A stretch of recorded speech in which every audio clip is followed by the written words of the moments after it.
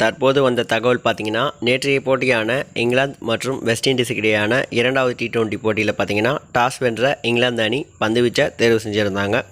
முதலாவதாக களம் கண்ட வெஸ்ட் இண்டீஸ் அணி நிர்ணயிக்கப்பட்ட 20 ஓவர்களில் 176 ரன்களை குவிச்சிருந்தாங்க. அதிகபட்சமாக பிராண்டன் கிங் மற்றும் கேப்டன் ரோமன் பவுல் அரை சதம் கடந்திருந்தாங்க. இங்கிலாந்து அணி தரப்பிலிருந்து அதிகபட்சமாக டைமல் மில்ஸ் மற்றும் ஆடல் ரஷீத் தலா 2 விக்கெட்டுகளை வீழ்த்தியிருந்தாங்க. பின்னர் 177 ரன்களை இலக்காக வச்சு களமிறங்கிய இங்கிலாந்து அணி 20 ஓவர் முடிவில் 166 ரன்கள் மட்டுமே எடுத்து வெஸ்ட் இண்டீஸ் அணி 10 ரன்கள் வித்தியாசத்தில் வெற்றி பெற்றிருந்தாங்க. மேலும் வெஸ்ட் இண்டீஸ் தரப்பிலிருந்து அதிகபட்சமாக அல்சாரே ஜோசப் 3 விக்கெட்டுகளையும் அக்கேல் ஹுசைன் 2 விக்கெட்டுகளையும் வீழ்த்தியிருந்தாங்க. பின்னர் இந்த போட்டியுடைய ஆட்ட நாயகனாக பிராண்டன் கிங் தேர்ந்தெடுக்கப்பட்டிருந்தார். இந்த போட்டியின் மூலமாக 5 போட்டிகள் கொண்ட T20 தொடரில் தற்போது வெஸ்ட் இண்டீஸ் அணி 2-0 என முன்னிலை பெற்றிருக்காங்க.